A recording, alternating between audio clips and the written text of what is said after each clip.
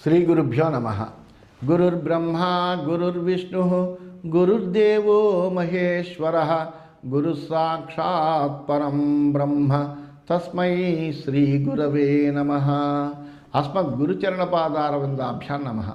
నిన్నటి మన మహాభారత ప్రస్థానంలో ఆ సర్పరూపంలో ఉండేటువంటి నహుషుడు ధర్మరాజుతోటి సంభాషణానంతరము ధర్మరాజు యొక్క కారణంగా శాప విముక్తిని పొందినటువంటి వాడై ఆయన దివ్యమైనటువంటి శరీరాన్ని పొంది స్వర్గానికి వెళ్ళిపోయాడు. వెంటనే ఆయన చేత విడవబడినటువంటి వాడయ్యాడు భీమసేనుడు. ధర్మరాజు కూడా తన సోదరుడైనటువంటి భీముడిని తీసుకుని మళ్ళీ పాండవుల దగ్గరికి వచ్చాడు. ఆ వచ్చేటప్పటికి అక్కడికి సమయం అక్కడ అలా వాళ్ళు అక్కడ ఉంటున్న సమయంలోనే గ్రీష్మకాలం పూర్తయిన తర్వాత ప్రావృత్కాలం వచ్చింది, వర్షాకాలంలో అక్కడంతా కూడా జలమయమవుతుంటే అక్కడ అలాగా ఆ వర్షకాలాన్ని కూడా ఆనందంగా గడిపారు. తర్వాత మంగళకరమైనటువంటి శరత్కాలం కూడా వచ్చింది. ఆ శరత్కాలం కూడా గడిచిన తర్వాత ఆ శరత్కాలంలో ఉండేటువంటి కార్తీక పూర్ణమి దాటిన తర్వాత కృష్ణపక్షంలో మళ్ళీ వీళ్ళందరూ కూడా పాండవులు ఆ ధౌమ్యుడితోటి అక్కడ ఉండేటువంటి మిగిలినటువంటి పరివారంతో బ్రాహ్మణులతోటి అందరితో కలిసి కామ్యకవనం వైపు ప్రయాణం సాగించారు. ఈ వృత్తాంతాలన్నీ కూడా వైశంపాయనుడు జనమేజయుడితో చెప్తున్నాడు. ఓ జనమేజయ మహారాజా, కామ్యకం ప్రాప్య కౌరవ్య యుధిష్ఠిర పురోగమాః కృతాతిథ్యా మునిగణైః నిషేధు సహ కృష్ణయా తతస్తాన్ పరివిశ్వస్తాన్ వసత పాండునందనాన్ బ్రాహ్మణా బహవస్తత్ర సమంతాత్ పర్యవారయన్ అధా బ్రవీద్విజ కశ్చిత్ అర్జునస్య ప్రియ సఖా స ఏష్యతి మహాబాహు వసీ శౌరిరుదారధీః. ఓ జనమేజయ మహారాజా, ఆ ధర్మరాజు మొదలుగా కలిగినటువంటి పాండవులందరూ కూడా కామ్యకవనానికి వచ్చారయ్యా. ఎప్పుడైతే మళ్ళీ కామ్యకవనానికి పాండవులు వచ్చారో అక్కడ ఉండేటువంటి మహర్షులందరూ కూడా మిక్కిలి ఆనందించారు. ఆ ఆనందించినటువంటి మహర్షులందరూ కూడా ఎదురేగి వీళ్ళకి స్వాగతం చెప్పి వాళ్ళకి ఆతిథ్యం కూడా ఇచ్చారు. ఆ ఆతిథ్యాన్ని స్వీకరించి ద్రౌపదితో కలిసి ఆ కామ్యకవనంలో నివసిస్తున్నారు. అలా ఉన్న సమయంలో చాలామంది ఆ పాండుకుమారులు అక్కడ ఉన్న సమయంలో చాలామంది బ్రాహ్మణులందరూ అక్కడికి వచ్చి వాళ్ళ చుట్టూ చేరారు. వాళ్ళలో ఒక బ్రాహ్మణుడు అందరినీ అదుపు చేయగలిగినటువంటి ఉదారమైన బుద్ధి కలిగినటువంటి అర్జునుడికి ప్రియమిత్రుడైనటువంటి శ్రీకృష్ణుడు ఇక్కడికి వస్తున్నాడు అనేటువంటి ఒక వార్తని చెప్పాడు. విదితాహి హరేర్యూయం ఇహాయాత కురుద్వహాః సదాహి దర్శనాకాంక్షి శ్రేయోన్వేషి చవో హరి. ఓ కురువత్స శ్రేష్ఠులారా, మీరు ఇక్కడికి వచ్చినట్టుగా కృష్ణుడికి తెలిసింది. ఆయన ఎప్పుడు మీ శ్రేయస్సుని గురించి ఆలోచిస్తూ మిమ్మల్ని చూడగోరుతున్నాడు. బహువత్సర జీవీచ మార్కండేయో మహాతపాః స్వాధ్యాయ తపసాయుక్త క్షిప్రం యుష్మాన్ సమేష్యతి. అంతేకాదు మహాతపస్వి అయినటువంటి స్వాధ్యాయము తపస్సుల మీదనే దృష్టి కలిగినటువంటి వాడైనటువంటి చిరంజీవి అయినటువంటి మార్కండేయ మహర్షి కూడా త్వరలో మిమ్మల్ని కలుస్తాడు అని చెప్పాడు. తథైవ బృహతస్తస్య ప్రత్యదృశ్యత కేశవః శైభ్య సుగ్రీవయుక్తేన రథేన రథినాంవరః మఘవానివ పౌలోమ్యా సహిత సత్యభామయ ఉపాయా దేవకీపుత్రో దిదృక్షు కురు సత్తమాన్. ఆ బ్రాహ్మణుల అంటూ ఉండగానే, ఆ వార్త చెప్తూ ఉండగానే ఆ కేశవుడు కనిపించట. గొప్పదైనటువంటి రథం మీద శైభ్య సుగ్రీవాలనేటువంటి గుర్రాలు పూంచినటువంటి రథం మీద సత్యభామతో కూడి శచీదేవితో కూడినటువంటి ఇంద్రుల్లా శోభిస్తున్నటువంటి శ్రీకృష్ణ పరమాత్మ అక్కడికి వచ్చాట పాండవులను చూడడం కోసం. అవతీర్య రథాత్ కృష్ణ ధర్మరాజం యథావిధి భవందే ముదితో ధీమాన్ భీమంచ బలినాంబరం. ఆ ధీమంతుడైనటువంటి కృష్ణుడు రథం నుంచి దిగి వెంటనే తనకంట పెద్దవాడైనటువంటి ధర్మరాజుకి నమస్కారం చేశాడు. అలాగే భీముడికి కూడా నమస్కారం చేశాడు. చేసి ఆనందించట. పూజయామాస ధౌమ్యంచ యమాభ్యామభిపాదిత పరిష్వజ్య గుడాకేశం ద్రౌపదీం పర్యసాంత్వయత్ సదృష్ట్వా ఫాల్గుణం వీరం చరస్య ప్రియమాగతం పర్యశ్వజత దాసారః పునఃపునరరిందమః. అలాగే అక్కడ ఉండేటువంటి పాండవుల యొక్క పురోహితుడైనటువంటి ధౌమ్యుడిని అర్చించాడు. నకుల సహదేవుల యొక్క నమస్కారాలు స్వీకరించాడు. అర్జునుడిని కౌగిలించుకున్నట్ట. ద్రౌపదిని అనునయించాడు. అమ్మా, నీకు ఇంకా వనవాసకాలం పూర్తయిపోతుంది, మళ్ళీ నువ్వు సుఖాలు అనుభవిస్తావని చెప్పాడు. చాలా కాలం తర్వాత కనిపించినటువంటి వీరుడైనటువంటి తనకు అత్యంత ప్రియమైనటువంటి అర్జునుడిని చూసి శ్రీకృష్ణుడు పదే పదే అతన్ని దగ్గరికి తీసుకున్నట్ట. తథైవ సత్యభామాపి ద్రౌపదీం పరిషస్వజే పాండవానాం ప్రియాం భార్యం కృష్ణస్య మహిషీ ప్రియా. అలాగే కృష్ణుడు పట్టమహిషైనటువంటి సత్యభామ కూడా ఆ పాండవులందరికీ ప్రియ భార్య అయినటువంటి ద్రౌపదిని కౌగిలించుకుందట. తతస్తే పాండవా సర్వే సభార్య సపురోహితా ఆనర్చు పుండరీకాక్షం పరివృష్ట సర్వసహ. అప్పుడు ఆ పాండవులందరూ కూడా భార్య పురోహితులు అందరితోటి కలిసినటువంటి వాళ్ళే శ్రీకృష్ణుడిని పూజించి ఆయన చుట్టూ చేరట. కృష్ణస్తు పార్థేన సమేత్య విద్వాన్ ధనంజయేనాసురదర్జనేన బభౌ యథా భూతపతిర్మహాత్మా సమేత్య సాక్షాత్ భగవాన్ గుహేన. ఆ శత్రుభయంకరుడైనటువంటి ధనంజయుడితో కూడినటువంటి శ్రీకృష్ణుడు ఎలా ఉన్నాడయ్యా అంటే కార్తికేయుడితో కూడినటువంటి సాక్షాత్తు పరమశివుడిలా ఉన్నట్ట. చాలా గొప్ప ఉపమానం. ఏమని చెబుతున్నాయంటే ధనంజయుడితో కూడినటువంటి శ్రీకృష్ణుడు కార్తికేయుడితో కూడినటువంటి సాక్షాత్తు పరమశివుడిలా శోభిస్తున్నట్ట. తత సమస్తాని కిరీటమాలి వనేషు వృత్తాన్ని గదాగ్రజాయ ఉక్త్వా యథావత్ పునరన్వ పృచ్ఛత్ కథం సుభద్రా చ సచాభిమన్యు. అప్పుడు అర్జునుడు అరణ్యవాసంలో ఉండేటువంటి సమస్తమైన వృత్తాంతాలు తాను వెళ్ళిన దగ్గర నుంచి వచ్చే వరకు జరిగినటువంటి వృత్తాంతాలన్నీ కూడా యథార్థంగా శ్రీకృష్ణుడికి చెప్పి సుభద్ర అభిమన్యులు ఎలా ఉన్నారని క్షేమ సమాచారం అడిగాడు. స పూజయిత్వా మధుహాయ ధావత్ పార్థంచ కృష్ణాంచ పురోహితంచ ఉవాచ రాజానభిప్రశంసన్ యుధిష్ఠిరం తత్ర సహోపవిశ్య. అలాగే ఆ మధుసూదనుడు కూడా అర్జునుడిని ద్రౌపదిని పురోహితుడిని సత్కరించి అందరితో కలిసి కూర్చుని యుధిష్ఠిరుడిని ప్రశంసిస్తూ ఈ విధంగా మాట్లాడేట. ధర్మపర పాండవరాజ్యలాభాత్ తస్యార్థమాహుస్తపయేవ రాజన్ సత్యార్జవాభ్యాం చరత స్వధర్మం జతస్త్వయాయంచ పరశ్చ లోకః. ఓ ధర్మరాజా, రాజ్యలాభం కంట ధర్మం చాలా గొప్పదయ్యా.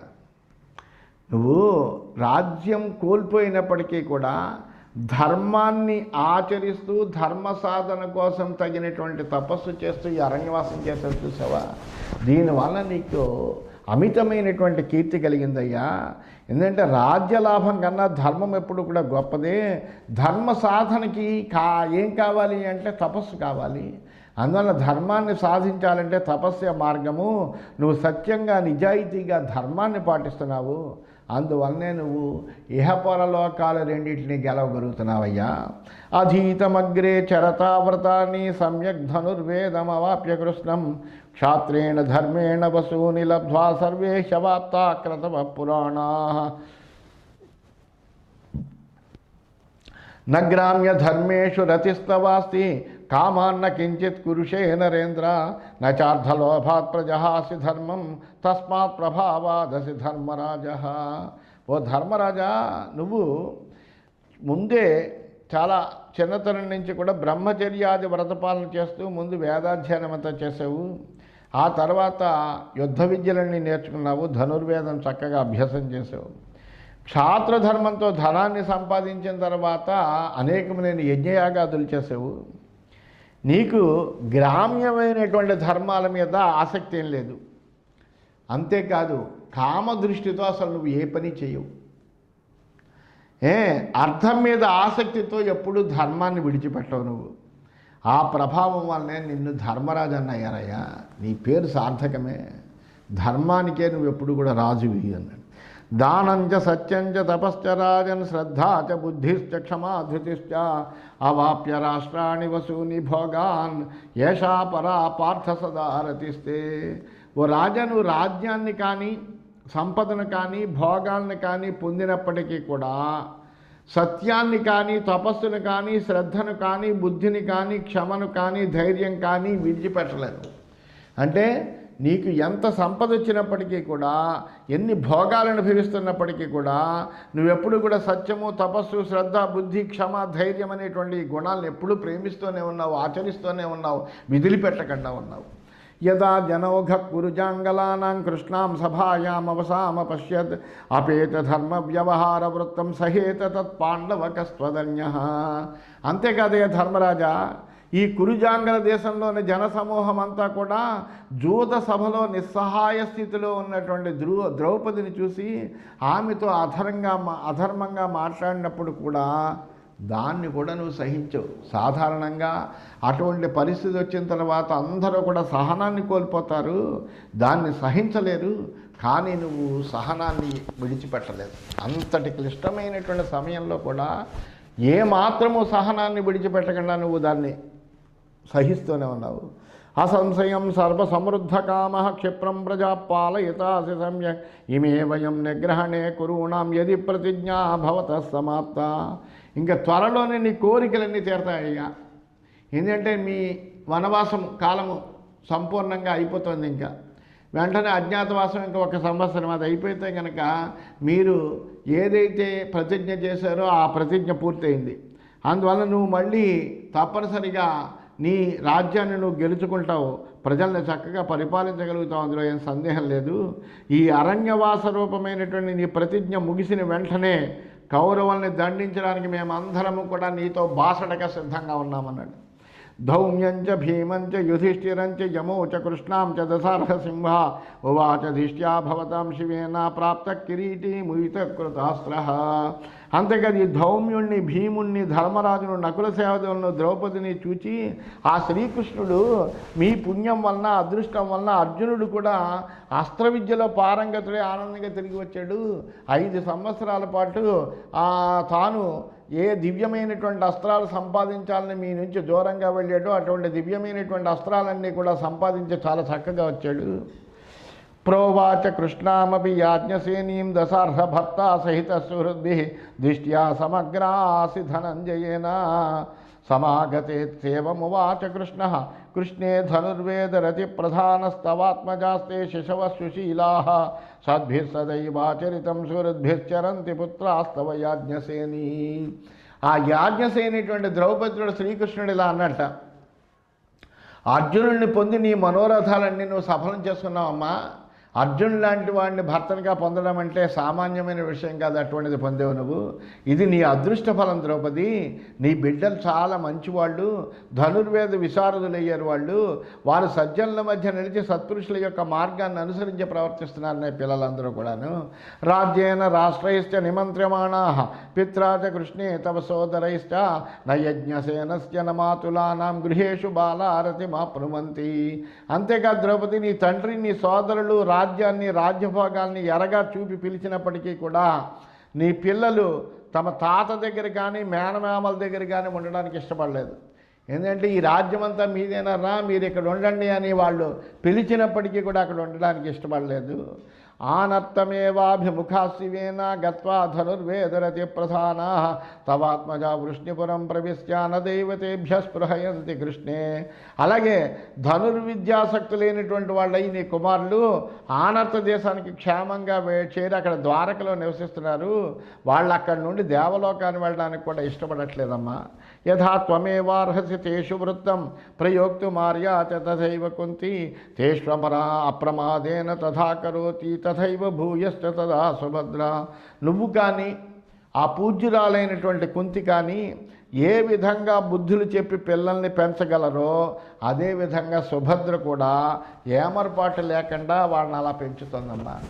అంటే కుంతి ఎలాగైతే పాండవుల్ని పెంచిందో అట్లాగే నీ పిల్లలందరినీ కూడా సుభద్ర అలా పెంచుతోంది. యథా నిరుద్ధస్య యథా అభిమన్యో యథా సునీతస్య యథైవ భానో తథా వినేత చ గతిశ్చ కృష్ణే తవాత్మజానామపి రుక్మిణేయ. అలాగే ఆ రుక్మిణి కొడుకైనటువంటి ప్రద్యుమ్నుడు అనిరుద్ధునికి, అభిమన్యునికి, సునీతునికి, భానువునికి కూడా విద్యను నేర్పి సంరక్షించినట్లుగా నీ కొడుకులకు కూడా శిక్షకుడు, సంరక్షకుడు అయ్యాడు. అంటే ఆ రుక్మిణీదేవి కొడుకు అయినటువంటి ప్రద్యుమ్నుడు వీళ్ళకి చక్కగా యుద్ధ విద్యలన్నీ కూడా నేర్పుతున్నాడమ్మా. గదాసి జన్మగ్రహణేషు సూరాన్నస్త్రేషు శిక్షాశరథాస్వయానే సమ్యగ్ వినేత వినయచ్చతంద్ర తాంశ్చాభిమన్యు సతతం కుమార. ఆ అభిమన్యు కుమారుడు సూర్యులైనటువంటి నీ కుమారులకు గద, కత్తి, డాలులు ప్రయోగించడంలో ఆ అభిమన్యు నేర్చుకున్నటువంటి విద్యలన్నీ మళ్ళీ నీ కుమారులందరికీ కూడా నేర్పుతున్నాడు. వివిధ అస్త్ర విద్యల్లో వాళ్ళని అవిశ్రాంతంగా తీర్చిదిద్దుతున్నాడు. రథాన్ని గుర్రాల్ని నడపడంలో కూడా శిక్షణ ఇస్తున్నాడు. సచాపి సమ్యక్ ప్రణిధాయ శిక్షాం శస్త్రాన్ని చైషాం విధివత్ ప్రదాయ తవాత్మజానాంచ తథాభిమన్యో పరాక్రమే స్తుష్యతి రోక్మిణేయ. అలాగే ఆ రుక్మిణి కొడుకైన ప్రద్యుమ్నుడు కూడా నీ కుమారులకు శిక్షణ ఇచ్చి వివిధ శస్త్రాలను విధిపూర్వకంగా ఇచ్చాడు. వాళ్ళకంటే ప్రయోగోపసంహారాలన్నీ కూడా నేర్పి శస్త్రాలన్నీ కూడా ఇచ్చాడు. నీ కొడుకులు అభిమన్యుడు ప్రదర్శిస్తున్న పరాక్రమాలను చూసి అతడు ఆనందిస్తున్నాడు. యదా విహారం ప్రసమీక్షమాణా ప్రయాంతి పుత్రాస్తవయాజ్ఞసేని ఏకైకమేషామనుయాంతి తత్ర రథాశ్చయానాని చదంతినశ్చ. అలాగే నీ కుమారులు నగర విహారానికి బయలుదేరినప్పుడు ఒక్కొక్కళ్ళ వెంట రథాలు పల్లకీలు ఏనుగులు కూడా వెళుతున్నాయి. వాళ్ళని జాగ్రత్తగా కాపాడుకుంటూ అథాబ్రవీద్ ధర్మరాజంతు కృష్ణ దశార్హయోధా కుకురాంధకాశ్చ ఏతే నిదేశం తవ పాలయంత తిష్టంతు యత్రేచ్చది తత్ర రాజన్. అప్పుడు కృష్ణుడు ధర్మరాజుడు ఈ విధంగా అంటాడు, ఓ రాజా ధర్మరాజా, దాసార్హ కకుర అంధక పౌరులు వీళ్ళందరూ కూడా నీ ఆదేశాలని పాటిస్తూ నువ్వు ఉండమన్న చోట ఉండడానికి సిద్ధంగా ఉన్నారు. రేపు యుద్ధం వస్తే వాళ్ళందరూ కూడా నీకు బాసటగా ఉంటారయ్యా. నువ్వు ఎక్కడ ఉండమంటే అక్కడ ఉంటారు వాళ్ళు. ఆవర్తతం కార్ముక వేగవాత హలాయుధ ప్రగ్రహణ మధూనాం సేనాతవార్ధేషు నరేంద్రయత్త ససాధిపత్యశ్వరథాసనాగా. అలాగే బలరాముని నేతృత్వంలో ఉండేటువంటి గోపసేన, అశ్వికులతో కూడిన అశ్వాలు, రథాలు, ఏనుగులు, పదాలతో సహా అంతా కూడా సన్నద్ధమై నీ కోసం సిద్ధంగా ఉందయ్యా. ఆ యోధుల యొక్క ధనుర్వేగం వాయువేగంతో సమానమైంది. ప్రస్థాప్యతాం పాండవధార్తరాష్ట్ర సుయోధన పాపకృతం వరిష్ఠ ససానుబంధ ససుహృద్గణశ్చ భౌమశ్చ శోభాధిపతిశ్చ మార్గం.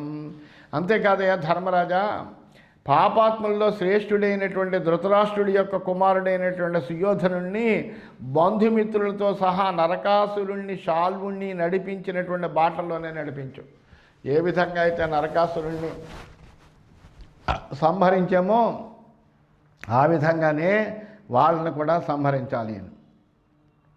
కామం తథా తిష్ట నరేంద్ర తస్మిన్ యథాకృతస్తే సమయ సభాయాం దాసార్హయైధైస్తు యోధైస్తు హతారి యోధం ప్రతీక్షతం నాగపురం భవంతం. ఓ మహారాజా, సభలో నువ్వు గొప్ప ప్రతిజ్ఞ చేసావు. ఆ ప్రతిజ్ఞను నువ్వు పాటించు. నీవు ఆదేశిస్తే కనుక ఎదువీళ్ళందరూ కూడా నీ శత్రువులందరినీ సంహరిస్తారు. నువ్వు అలా నుంచుంటే చాలు. హస్తినాపురం అంతా నీ రాక్ కోసం ఎదురు చూస్తుంది. మళ్ళీ ఆ సింహాసనం మీద నువ్వు ప్రతిష్టాపన అవ్వాలి. ఆ సింహాసనం కూడా నీ కోసం ఎదురు చూస్తుందయ్యా. వ్యపేతమన్యుర్వ్యపనీత పాప్మ విహృత్య యత్రేచ్చతి తత్ర కామం తత ప్రసిద్ధం ప్రథమం విశోక ప్రపశ్యతే నాగపురం సురాష్ట్రం. నువ్వు క్రోధాన్ని దైన్యాన్ని విడిచిపెట్టి నీ ఇష్టం వచ్చిన చోట ఉండు. ఆ తర్వాత శోకరహితుడై ప్రసిద్ధము శ్రేష్టమైనటువంటి హస్తినాపురానికి చేరుకో. అందువల్ల నువ్వు ఏమీ కంగారు పడవలసిన అవసరం లేదయ్యా అన్నాడు. తతస్తదాజ్ఞాయ మతం మహాత్మా యథావదోక్తం పురుషోత్తమేన ప్రశస్య విప్రేక్ష చ ధర్మరాజ కృతాంజలి కేశ విమిచ్చువాచ.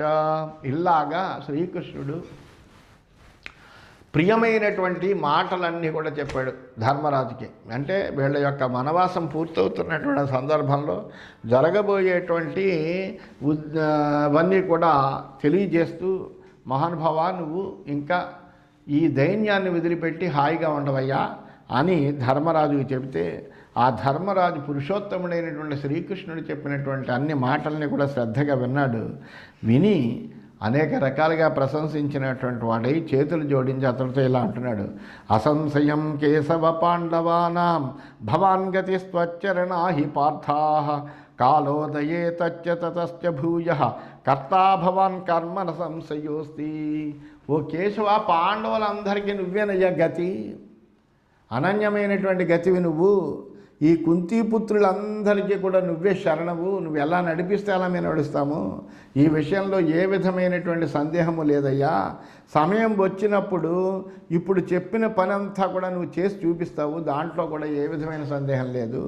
యథా ప్రతిజ్ఞం విహృతశ్చ కాలః సర్వాః సమాః ద్వాదశ నిర్జనేషు అజ్ఞాతచర్యాం విధివత్ సమాప్య భవద్గతాః కేశవ పాండవేయాః ఏషైవ బుద్ధిర్జుషతాం సదా త్వాం సత్యే స్థితాః సజనాః సదారాః సబాంధవాస్త్వచ్చరణా హి పార్థాః.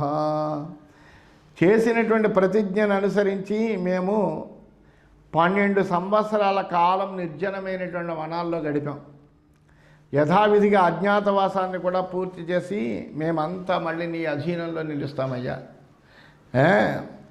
ఓ కృష్ణ, పాండవులు సత్యవంతులనేటువంటి నీ అభిప్రాయం స్థిరంగా అలా నిలవని, దాన ధర్మాలతో, పరిజనులతో, పత్నులతో, బాంధవులతో కలిసి కౌంతేయులు ఎప్పుడూ కూడా నీ అధీనంలో వాళ్ళే. నువ్వు ఎలా చెబితే అలా మేము నడుస్తాము, అంతే తప్ప మరొక రకమైనటువంటి మాట మా దగ్గర లేదు. నువ్వే మాకందరికీ గతి అయ్యా అని ధర్మరాజు చాలా చక్కగా శ్రీకృష్ణుడితో చెప్పాడు.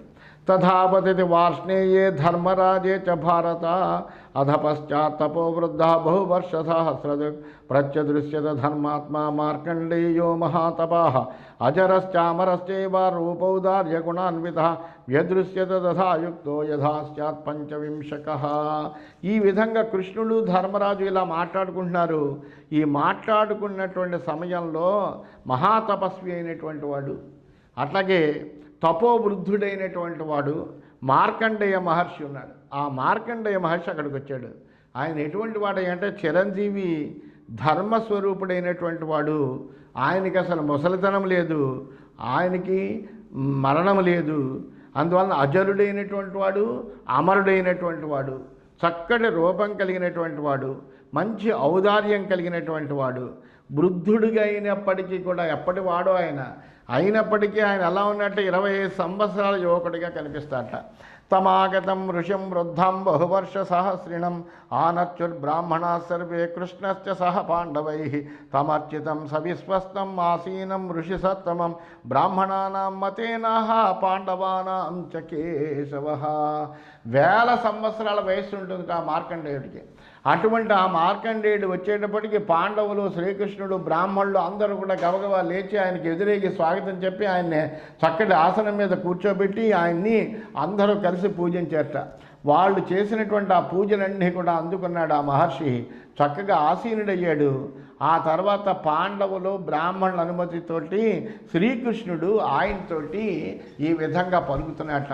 ఆ వచ్చినటువంటి మార్కండేయ మహర్షితోటి శ్రీకృష్ణుడు ఏం చెప్తున్నాడు అనేటువంటిది రేపటి భాగంలో తెలుసుకుందామని తెలియజేస్తూ స్వస్తి.